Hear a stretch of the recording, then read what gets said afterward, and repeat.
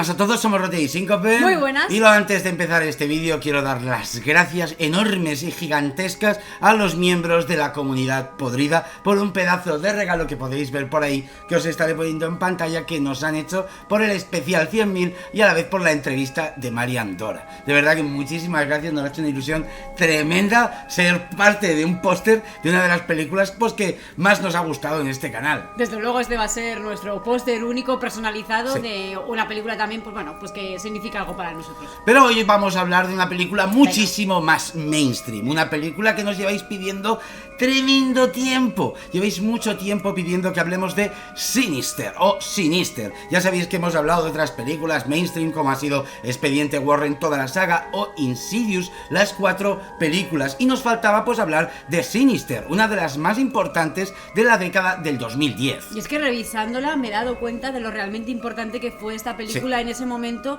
y los cambios que representó un poquito a este pequeño género tan comercial que ya tenía varios clichés que se iban repitiendo una y otra vez en varias películas de esta temática sobrenatural. Además, el director es Scott Derrickson, director que se ha encargado de Black Phone, la cual todavía a España tenemos que esperar a que llegue. Sé que en Latinoamérica varios la habéis visto, pero nosotros todavía no hemos podido. Además de estar de protagonista Ethan Hawke, que ya sabéis que es un fetiche para Blumhouse, ya sea en La Purga, ya sea pues con Sinister o ahora con Black Phone. Entonces hemos decidido a ver Sinister de nuevo, y si este vídeo llega a 10.000 visitas o a 1.500 likes, traeremos Sinister 2. Además, el director Scott Derrickson, quiero aclarar que hemos visto casi todas sus películas y la mayoría están en el canal, desde El exorcismo de Emily Rose, Ultimátum a la Tierra o Líbranos del Mal. Unas películas que la verdad que son todas muy diferentes entre ellas, pero que el señor Scott ha sabido cómo darles un toque diferente.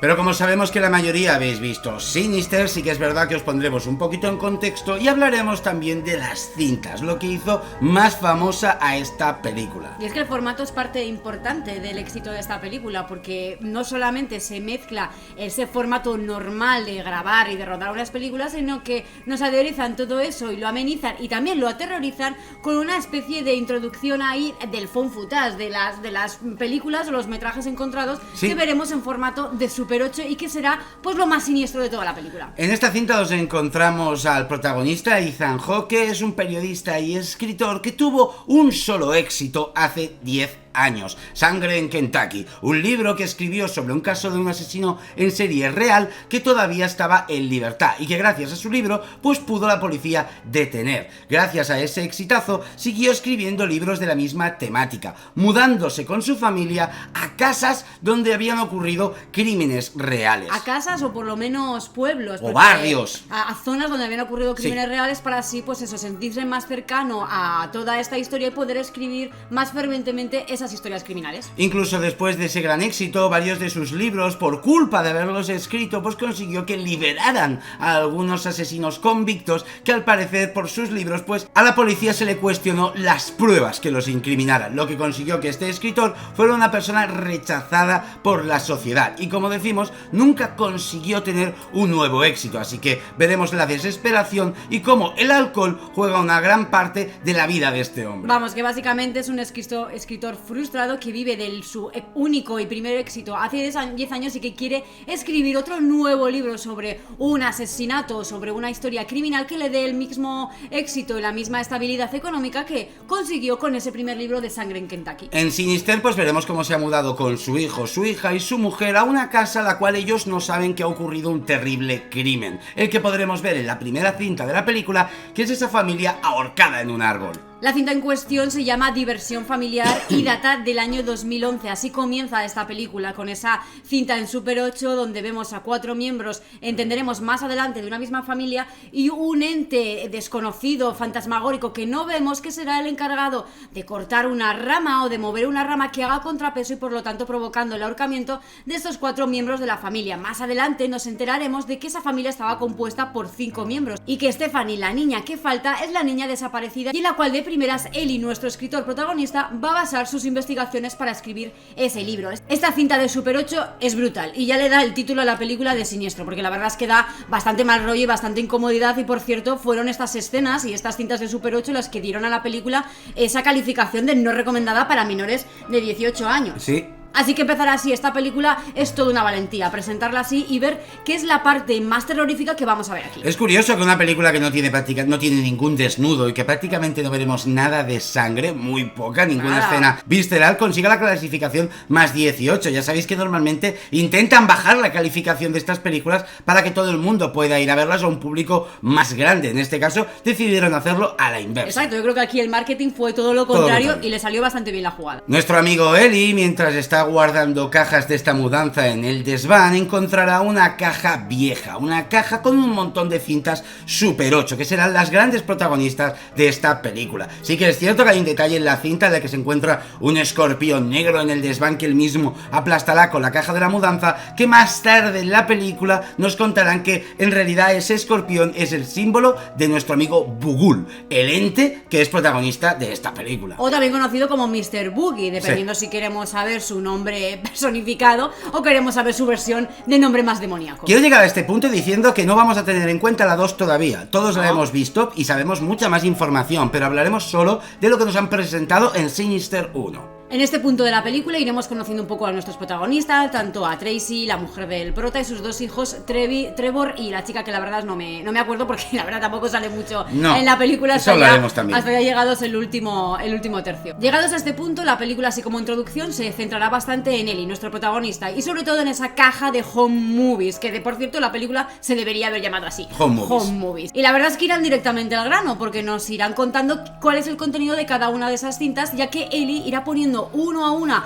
y de una forma pues bastante dinámica, más de lo que yo recordaba, estas proyecciones tan terroríficas y que van a ser la base para toda la trama de la peli. La segunda cinta que veremos se llama Barbacoa y data del 79, nada más y nada menos, y podemos ver a una familia básicamente siendo quemada viva dentro del auto de su coche en su propio garaje. Algo que tienen en común estas dos cintas que hemos visto primeras es que podremos ver también un previo de estas familias ambientándonos en la época, sobre todo en esta que podremos ver que son de los años 70, como la familia está pescando en un río para hacer ese corte y de golpe ver cómo están encadenados en el coche. Nuestro amigo Eli se irá preguntando cosas que el espectador también se pregunta, y es ¿quién está grabando estas cintas? Porque sí que es cierto que irá descubriendo que siempre un miembro de esta familia ha desaparecido. Eso sí, siempre será uno de los dos niños que hay en la familia. Me gusta cómo está separado el formato de una forma muy sutil, cómo está separado el tono y a la vez cómo va acompañando eso la ambientación musical, porque si os detenéis un poco en esta segunda cinta y en esta escena donde se queman vivos todos los miembros de la familia, la verdad es que es brutal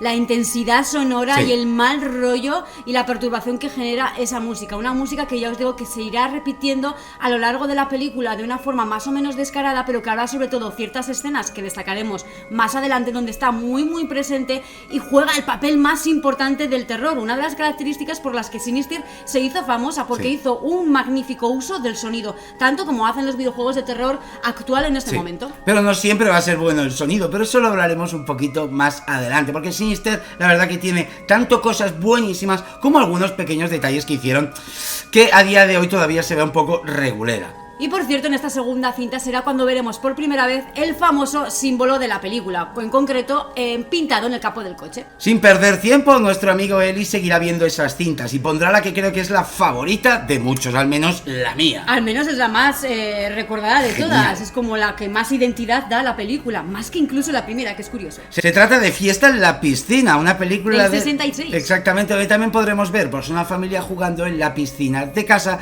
para de golpe verlos amarrados a unas hamacas, pero quietos. La película nos quiere dejar con la intriga, no nos lo quiere dar todo de golpe. Nuestro amigo Eli decidirá llamar a la policía porque ha descubierto un caso de asesinato, pero a la vez se dará cuenta que puede ser su nuevo bestseller. Por eso colgará y no avisará a nadie. En este punto de la película, como os digo, nos harán un break, no seguiremos con la cinta, nos quieren dejar con la intriga, y quizá por eso también se volvió la más interesante, porque estábamos todos expectantes de ver cómo iba a morir esa familia en la piscina. Y aprovechando que la película nos lo muestra, quiero hablar de la familia, porque aquí descubrimos que su hijo mayor tiene problemas de terrores nocturnos, además de ser sonámbulo, en una escena maravillosa y tétrica donde nuestro amigo Eli camina por el pasillo y hay una caja en la entrada de casa, para que aparezca su hijo de golpe como si fuera el exorcismo de Emily Rose. Aquí es donde nos damos cuenta que Scott Derrickson es el director de esta película. Es una escena que sí que es verdad que peca un poco al final o de finalizar con un screamer, por decirlo así, pero que sí que se va cociendo a fuego lento, porque yo recuerdo a Ethan Hawke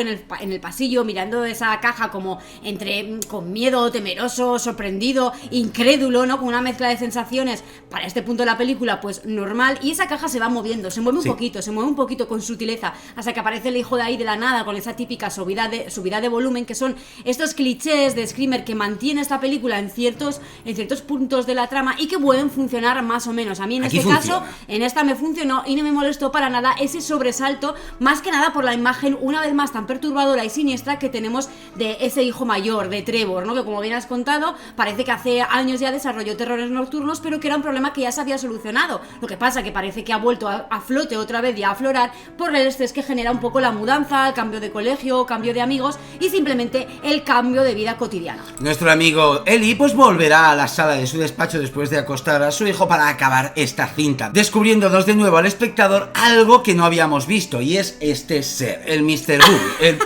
el Google. Este ser en concreto. Claro, menos mal que me lo has dicho, si no me giro, me doy la vuelta y vamos, creo que estoy en Sinister. Lo verás reflejado en el agua de la piscina mientras esa familia pues la estará arrastrando y ahogándose. A la vez se quemará la Super 8 y decidirá digitalizar las cintas que quedan para no perder el metraje. Un detalle muy importante, muy inteligente y que bueno, es una tontería pero que le da más sentido y más coherencia a las decisiones del protagonista o incluso a la trama en sí. Un detalle de esta segunda cinta, de la tercera cinta, perdón, de la piscina, es que cuando vemos al primer miembro de la familia caer al agua vemos cómo se mueven los piececitos. Pues si teníamos alguna duda, esta familia obviamente está viva y va a ser ahogada con vida, quiero decir, no cabe ninguna duda de que esos hayan sido asesinados y que simplemente esté dejando los cuerpos en la piscina. Ese detalle siniestro es lo que da el puntito de realismo a que realmente tengamos las dudas en este punto de la peli, si es la primera vez que la vemos, si estamos viendo algo paranormal, sobrenatural o estamos viendo algo típico de asesinos en serie. Obviamente Sinister no puede dar todas sus cartas desde el principio, por lo tanto haremos un descanso de nuevo de esas cintas para hablar de la familia. Descubriremos que Trevor en la escuela parecerá dibujado esa familia ahorcada en el árbol con permanente en la pizarra escolar, lo que nos está dando a entender que al parecer algo está intentando comunicarse con sus hijos. Además de ese terror nocturno, vemos que el hijo ha descubierto algo que no ha visto. Esa cinta solo la ha visto el padre. O por lo menos eso es lo que nosotros como espectadores sabemos, pero bueno, en la familia se genera una serie de dudas, sobre todo entre el matrimonio que nos han presentado, que es un matrimonio pues que se compaginan bastante bien, que se llevan bien, que ella le apoya bastante en todas estas mudanzas y cambios de vida para escribir ese nuevo éxito y para cumplir su sueño de ser escritor, pero que llegados a este punto parece que se va deteriorando un poquito esta relación, más que nada por el poco cuidado, poca atención que parece que nuestro protagonista Eli presta a sus hijos. Tienen una serie de normas y es que los niños jamás pueden oír hablar ni ver las fotografías ni los trabajos de los crímenes que está escribiendo su padre, y por lo tanto la mujer empezará a sospechar que esto ha sido descuidado debido al dibujo que Trevor ha hecho en la escuela. Para nada pensarán que están ocurriendo fenómenos sobrenaturales, algo que también le da una pizca de realismo a la película. Por eso me gustaría centrar un poco en la familia. Tenemos a la esposa, un personaje que básicamente está ahí para hacer apoyo a todos los traumas de Ethan Hawke, para que nos justifiquen su trauma con el alcohol, que nos justifiquen que no tiene éxito, que nos justifiquen la falta de atención por sus hijos, que nos justifiquen un poquito todo lo que Ethan Hawke no nos va mostrando, digamos, de palabra. Tenemos al hijo, que es el que parece que va a tener contacto con esas cintas sin ni siquiera verlas, esos terrores nocturnos. Además de cómo avanzada la película, también veremos que ha aparecido desnudo en el jardín, una escena terrorífica también muy interesante. Sí, está muy bien contada esa escena, ¿no? Sí. Porque le parece ver a un fantasma, el fantasma que precisamente ya hemos visto en la cinta de la fiesta de la piscina, y al ver el reflejo, bueno, se va al jardín y se da cuenta que realmente es su hijo que tiene otro terror nocturno. Todo el rato parece que al que intentan captar es a este niño, pero tenemos a la hija pequeña, la cual hemos visto prácticamente en una sola escena.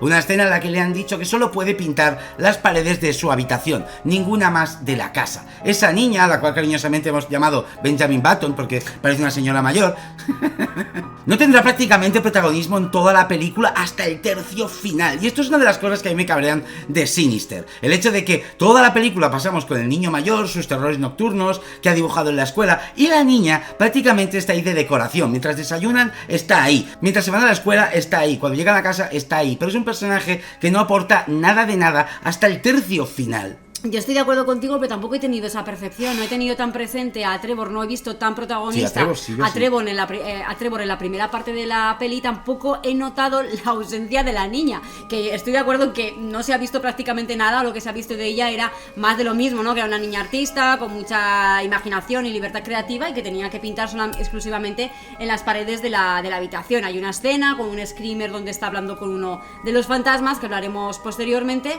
pero vamos, que no he tenido esa sensación de que dejaban de lado a uno de los miembros de la familia. Pero continuemos con lo que más nos interesa a todos, las cintas. Esta cuarta cinta llamada Hora de dormir, que data del año 98, donde encontramos a lo que parecen ser unos miembros de la familia maniatados con cinta aislante, tumbados en la cama y que serán degollados uno a uno. Me gusta porque aquí son relativamente originales en la presentación de esta cinta Super 8, de este vídeo casero. No lo vemos directamente como hemos visto las otras, sino que lo veremos reflejado en el cristal de las gafas de nuestro protagonista, e incluso la parte más fuerte, que será un poco cuando degollan al niño, Ellie apartará la mirada y lo podemos ver como en un segundo plano en la televisión, en el proyector, de forma difuminada. Así que sí que tenemos presente esa recomendación de mayores de 18, pero han tenido bastante cuidado con las escenas que muestran, sobre todo en lo que respecta a los asesinatos de los niños. Decir que esta es la única que no tiene momento previo. O sea, sabéis que todas las cintas tenemos a la familia jugando, a la familia haciendo algo para luego pasar a esto. Esta es la única que no. Esta es la única en la que directamente pasaremos a la noche con la familia maniatada y asesinados por su hijo. También hay un perrito. Esto nos da a entender que los perros no van a sufrir nada en esta película. Un pobre chihuahua, guau, guau, guau, guau, ahí en la cama. Pero esta cinta también guarda un gran secreto, y es que volveremos a ver al Bughuul atrás de una pared, en una puerta, como mirando así el asesinato de esta familia, para que nuestro amigo Ellie, en el momento que pare la cinta y se gire, el Bughuul, ¡pum!, también se gire a mirar a nuestro amigo. El problema de este susto es que ya es tan intenso el hecho de ver cómo esa grabación pausada, el monstruo se ha girado. Es la primera vez que lo paranormal conecta directamente con nuestra película, con nuestro protagonista. Es la primera vez que directamente sabemos que le está acechando de verdad, y lo aderezan con un ¡pum!, un sonido altísimo que no pinta nada, que sí que es cierto, pues que te pega un sobresalto, porque yo me asusté, pero ya era suficientemente intensa esa mirada como para añadirle un sonido tan estridente. Sí, de hecho creo que esa escena hubiese quedado mejor sin ningún sonido, o simplemente con un sonido de esos chirriantes a los que los tienen acostumbrados esta película, ¿no? Un sonido más sutil, en ese giro hubiese sido una escena bastante digna para la confirmación del espectador de que todo lo que está ocurriendo a esta familia pues es algo paranormal y sobrenatural. Y llegados a este momento quiero hablar un poquito, unos segundos, del terror, lo que hemos visto del terror en esta película hasta ahora, y es que en general el terror va siendo muy sutil aquí, simplemente nos acompañan las escenas con las típicas cosas que ya sabemos que funcionan y que todos los cineastas siguen utilizando: ruidos de madera vieja, típicos de las casas viejas, de tuberías, ruidos que directamente no sabes muy bien de dónde vienen, pero que pueden tener cualquier tipo de explicación racional, ruidos del viento colándose por las paredes viejas de una casa. Oímos también pisadas en el desván que distraerán a nuestro protagonista y que le harán subir varias veces a investigar qué hay ahí. En una de estas, por cierto, encontrará una serpiente, y gracias a ella también encontrará unos dibujos de las propias matanzas de los vídeos caseros que ha estado viendo, como dibujados de una forma muy lineal, como si lo hubiese dibujado un niño, y esto también será importante para la resolución final de la película. Y por supuesto tendremos las típicas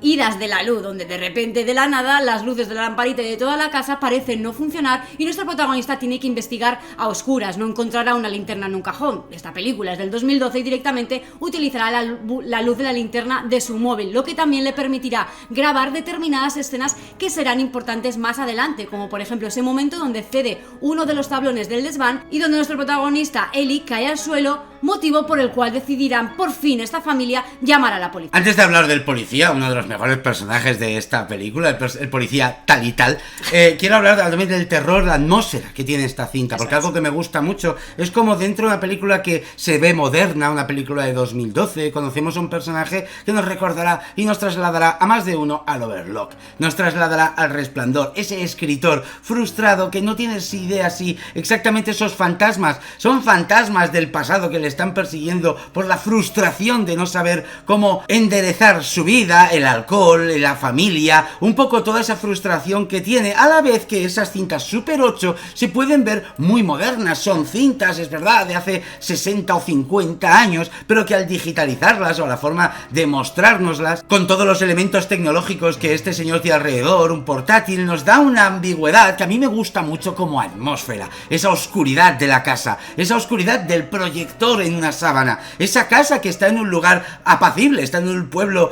tranquilo, sí. Está en un pueblo tranquilo, no estamos en plena montaña perdidos y eso es lo que crea el terror. No, el terror ocurre en esta casa. Es un home invasion en realidad, dentro de unas cintas esta película, porque el 99% ocurrirá en ese despacho y en esa casa. Pero ahora sí, sigamos con la película y hablemos de ese secundario que tanto te ha gustado, nuestro policía fan que colaborará con el protagonista el resto de la cinta, y la verdad que es un personaje bastante importante que creo tiene mucha más coherencia de la que recordaba. Pensaba que era un personaje pues que estaba metido ahí con calzador, que pecaba un poquito de cómico, de ridículo, de absurdo, y que incluso la información o las pistas que le daban al protagonista pues no eran casi ni necesarias o eran prescindibles, y para nada. La verdad que es un secundario de los mejores que he visto desarrollados en este tipo de películas, y que bueno, que le da un puntillo un poquito más gamberrete o quizás distendido que la película pues también agradece. Algunos me diréis pues que es un personaje conveniente para continuar la trama de Ethan Hawke, pero sí que es cierto que creo que está bien metido. Ese calzador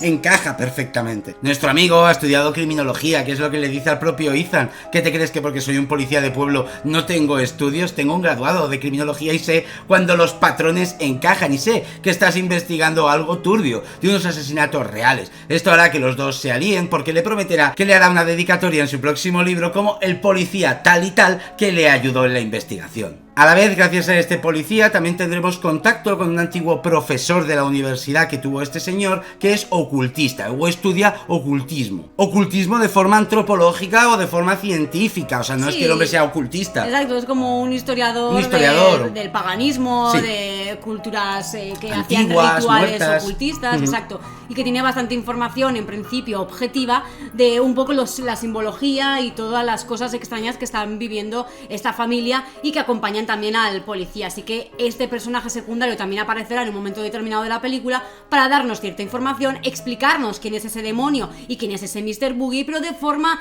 en su justa medida, de la forma justa que te lo puedes llegar a creer sin parecer el típico personaje que viene aquí a explicar la trama o que sustituye el famoso libro que el protagonista encuentra de casualidad y que abre justo por la página exacta donde encuentra lo que puede buscar. De aquí que esta película pues marcase un poco cierta diferencia con el resto de clichés que estábamos acostumbrados en las demás. La historia del Bughuul es muy interesante, se remonta a la Babilonia antigua y ya nos hablaba de las imágenes, de cómo las imágenes te podían atrapar y cómo este come niños precisamente actuaba de esa forma, ya fuera un dibujo, ya fuera una pintura o más posteriormente fotografías y vídeo. Cómo este Bughuul se fue adaptando al tiempo para poder captar las almas de los niños. Vivía en las imágenes y además conseguía que matar a familias o acabar con ellas para que uno de esos niños quedase atrapado, su alma quedase atrapado para él y así alimentarse, ¿no? La verdad que es una leyenda bastante chula, bastante creepy, a la vez que sencilla, no tienes por qué hacer nada más rebuscado para que sea funcional y válido para una cinta. Para entonces la situación con su mujer será bastante caótica, ya tendrán muchas discusiones muy fuertes, veremos este matrimonio que parece que realmente se está quebrando y veremos a un Eli realmente ya atemorizado, asustado de su propia casa, asustado de las noches, asustado de la oscuridad, que además revisando las cintas de las grabaciones que ha hecho con su móvil veremos esa famosa escena donde él cayó del ático y podremos apreciar pasando la cámara lenta como unas manos, varias manos pequeñitas, le están como agarrando o empujando hacia el vacío, escena que también sobrecogerá al protagonista y que ya le hará dar que pensar, le hará beber más todavía y le hará frustrarse del todo para no saber qué es exactamente lo que está viviendo ni por dónde podrá tirar su investigación. Para mi gusto creo que este es el punto donde el protagonista realmente siente que tiene que dejar este trabajo y esta investigación, pero no puede. ¿Por qué? Porque falta una quinta cinta, falta la última por ver, Trabajo en el jardín, del año 86. 6, que esta también creo que es bastante Es muy mítica, buena. es muy buena y que creo que es de las Claro. pocas que realmente dijimos, ¡buah! ¿En serio? ¿En serio vas a hacer esto? Sí, pero le faltó, o sea, yo entiendo, esta tengo ambigüedad, porque me gustó que no sale absolutamente nada, que justo cuando la corta césped pasa por encima de la primera persona nos enfocan a Ethan Hawke sin querer mirar, incluso creo que para la cinta, pero el morbo de querer verlo se me quedó ahí. Si no, luego ya podemos ver la película del incidente, que ahí ya vemos a gente cómo se autoatropella con cortacésped, pero nunca será lo mismo que lo haga una niña de 8 años. A mí me pareció bastante épica esta Es muy escena. épica. Yo creo que es un poco... Lloviendo. Eso es, yo creo que es un poco también por lo que se revela, ¿no? Maravilloso. Por aquí ya te confirman un poquito también quiénes están siendo los culpables o los que están haciendo estos asesinatos, ¿no? Ya tenemos más en claro que son los niños antes de esta escena o justo para entonces. Podemos ver a Ethan Hawke corriendo por el jardín, asustado, porque cree que ha visto una figura fantasmagórica entre los setos y encontrándose un perro bastante de primera salvaje, ¿no? Un perro de presa y que parece que él logra asustar y logra ahuyentar porque ese perro se encoge y huye de él, pero no huye de él. Huyen de esos 5 niños que aparecen detrás de Ethan y de los que Ethan no se percata, pero que nosotros sí. Algo que hace más hincapié en quiénes son una vez más los culpables de todos estos crímenes. Después de esta cinta del cortacésped viene el momento que a mí más me molestó y el que más me gustó de los que más me gustó de la película, porque mientras los planos de la peli son muy chulos, la verdad que han sabido jugar, como digo, con la atmósfera de la casa, la oscuridad, esa propia habitación. Vemos como Ethan Hawke le aparece la cara de una niña tras de él, una cara que nos recordará mucho al demonio rojo de Insidious, pero bueno, ¿verdad? en este caso es la niña. El problema de esa escena, el sonido, de nuevo, no me pegues un berrido de sonido, la escena ya da miedo de por sí, en silencio, de verdad imaginar la atmósfera solo de una pequeña tonalidad lúgubre de fondo y la niña apareciendo, el espectador ya se va a asustar. No necesito esa subida de volumen que me destroza la escena tan maravillosa que nos hacen después, con esos niños corriendo por la oscuridad de la casa. Para mí esa ha sido mi escena favorita, realmente me pareció una belleza de escena, estaba entre un poquito tensa por la sensación que generaba toda la escena en sí, pero también divertida, ¿no? Porque me encantó verla de nuevo, no la recordaba y por supuesto no recordaba que me gustaba tanto. Mi escena, desde luego, favorita de toda la película, donde vemos a todos esos niños, cada uno de una familia, todos desaparecidos y todos habiendo sido ya devorados por este Mr. Boogie, con el alma totalmente devorada, simplemente ya encargados de captar a más y más niños y a otras familias y de pasar de una casa a otra. Cómo van apareciendo lentamente, se mueven a cámara lenta y cómo Ethan Hawke tiene la sensación de que realmente están ahí, los siente, pero no los puede ver. Para cuando se va a girar, esos niños ya han dado un salto lento hacia adelante para ocultarse tras una pared, tras una puerta, para pasar entre paredes o simplemente entre las ventanas. Cómo está construida esa escena, secuencia a secuencia, y la música tan maravillosa, como quebrantada, como de chirridos, que hay de fondo, realmente hacen una escena solemne, mi favorita, de las mejores que he visto en este tipo de géneros, y que quizás tienes razón, que está un poquito bajada de calidad por ese principio de introducción un poco más cliché o estereotipado que nos han hecho, pero yo creo que tenían que hacerlo así. En este momento del cine, creo que tenían que mezclar estas dos cosas. No se podía hacer todo totalmente 100% terror psicológico, porque no era moda, no era tendencia, no habían empezado todavía a hacerlo así en su totalidad, así que esta fue la única que dio pie a que se construya ese 100% del terror atmosférico y del terror psicológico donde no hay screamer, pero esta todavía los mezclaba. Obviamente estamos hablando de películas mainstream de Blumhouse, de la telada de esa. No significa, no ha dicho que no existiera el cine de terror psicológico antes de Sinister, ¿vale? No somos los que... borra esto porque va a llevar a confusión. No, hombre, pensar que el terror psicológico lo inventó Hereditary, entonces hay que entender lo que hemos dicho. Obviamente me refiero al terror comercial de este tipo. Llegados a este punto, como os digo, ya estamos en el tercio final de película, y aquí lo que no hemos dicho es que le han empezado a dar un poquito más de importancia a Benjamin Button, a la hija, un personaje que ha empezado a hacer dibujos extraños por el pasillo de casa. Cliché porque la niña que vivía ahí le ha dicho que lo haga, etc. Cliché. Además de una escena, que esta sí que me ha gustado mucho, de la niña muerta de miedo en la cama con la niña al lado así, mirándola. Bueno, no sé si muerta de miedo o realmente como hipnotizada, ¿no? O así, pasmada frente pasmada frente a ese fantasma. ¿Qué pasa? Que aquí al niño se ha olvidado. Trevor ya deja de existir. Trevor no vuelve a hablar de él. Trevor ya no tiene terrores nocturnos. Trevor ya no pinta nada en esta película porque hemos pasado a la niña. Esto es lo que os digo que me ha molestado mucho de la relación que han hecho con los dos hijos. Yo puedo entender que el Bukul, pues quizá iba primero a por el hijo y luego va a por la hija, pero que la película no me lo haga tan claramente. O sea, darme protagonismo más o menos menos a los dos, hacer que la niña dibuja en el pasillo, que el niño dibuja en la escuela, que el niño tiene terrores nocturnos y la niña oye cosas. Y me lo vas mezclando y así yo no sabré exactamente a quién están acechando, pero no, deja muy claro que empieza acechando al niño y acaba acechando a la hermana. Como os ha dicho Síncope, la familia habrá discutido mucho, Ethan Hawke ya tendrá bastante claro que tiene que largarse de allí, su mujer necesita que se vayan y harán algo que en ninguna película de terror hacen y que en esta, justo que no lo tienen que hacer, lo hacen. Pero ojo, la primera vez que vimos esta película, tanto Síncope como yo, como creo que muchos de vosotros, dijimos, muy bien, por fin se mudan de casa. Por fin se van, o sea, tienes ya claro que suceden cosas raras, más o menos ya asilado qué es lo que está pasando, que tiene relación con ese proyector, con esas cintas, que ha afectado al comportamiento de tus hijos, incluso que los puede atrapar o podéis acabar muertos. De cierta manera, sí que cogen 4 cosas en medio de la noche, coge a su familia, se montan en el coche y se largan. Antes de salir pitando de ahí, Ethan Hawke decidirá quemar tanto el proyector como las cintas Super 8 y mudarse de nuevo a su antigua casa. Una vez lleguen allí, él creerá que ya todo está solucionado, además de decidir que no volverá a escribir el libro. Este lo va a dejar en paz para dedicarse de nuevo a la ciencia ficción, que es algo más tranquilo y que evitará que tenga que ir mudándose de casa terrorífica en casa terrorífica. Pero iremos viendo como el sheriff tal y tal no deja de llamarle, él colgando y no deja de llamarle, quiere olvidar toda esa experiencia, pero no podrá, porque en la casa donde antes vivía, en la casa donde se encuentra ahora, encontrará en el desván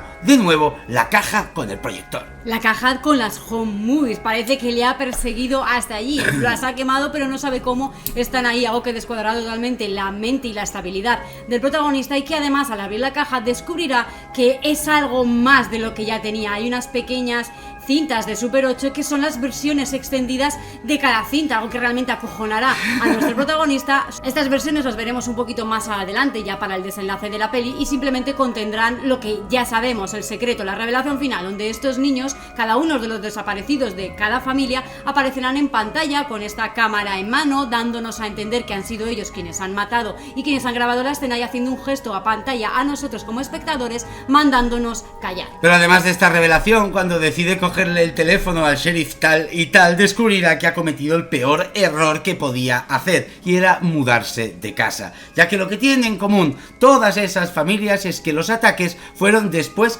de mudarse. Todos vivían en la casa donde había ocurrido y al mudarse a una nueva es cuando desaparecía un familiar y les atacaban y mataban. Por lo tanto, ahora Ethan Hawke, después de ver la versión extendida y saber esta información, sabe que está en peligro. Exacto, porque se ha mudado precisamente de la casa donde ocurrió ese primer asesinato que él conoce, donde se ahorcan en los árboles. Un árbol, Ethan Hawke desde el principio sabe que pertenece a su jardín, al jardín donde se ha mudado, así que al marcharse de esa casa lo único que hará es dar vida a este salto y a esta línea, pues casa tras casa y mudanza tras mudanza, que da también vida a todo lo que hace este demonio. Pero mientras está tomando su típica tacita de whisky, porque lo que toma este señor es café o whisky, nunca lo sabemos, se desmayará. ¿Qué ha ocurrido aquí? Pues que su hija, al parecer, es la que llevará a cabo el nuevo ritual, la nueva cinta. Este detalle tiene sentido porque ya nos han dicho algún dato a lo largo de la película de que parece que estas familias pues estaban drogadas, no estaban sometidas a la fuerza y maniatadas a la fuerza, sino que alguien les había dado algún tipo de droga o de sedante que les había dejado simplemente caos. Para mí esta sexta cinta tiene el mejor título, Pintando la casa, donde podremos ver a su hija pues con un hacha y diciéndole buenas noches papi, con Ethan Hawke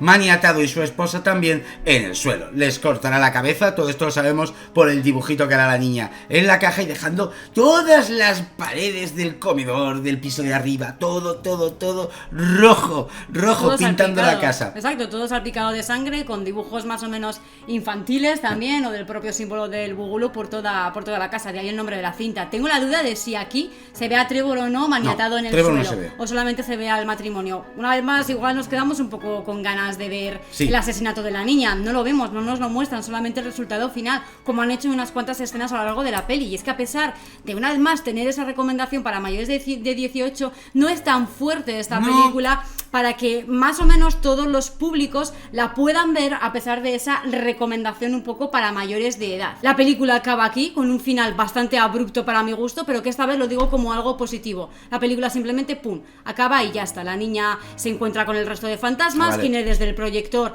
la atraen, la intentan atrapar, aparece el Bubulu, le coge de la mano y la mete dentro con el resto de los niños, dándonos a entender que una vez más ha devorado el alma de esta niña vulnerable y se ha apoderado de ella y pasará a la siguiente familia que llega a vivir a esta casa. La verdad que aunque Sinister 1 se ha conservado bien, pese a algunos screamers, pese a alguna escena que...